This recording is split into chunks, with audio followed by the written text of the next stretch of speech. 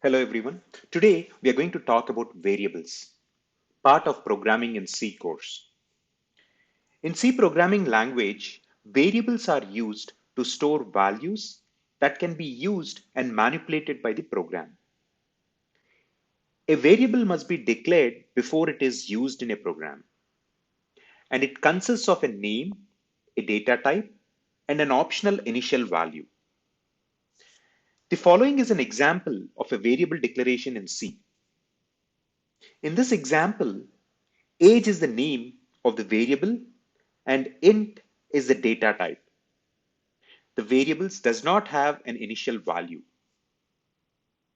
The second example is an example of a variable declaration with an initial value. In this example, age is the name of the variable, int is the data type, and 25 is the initial value. Once a variable is declared, it can be used in the program to store and manipulate data. For example, you can use the following statement to assign a new value to the age variable. This will change the value of age from 25 to 30.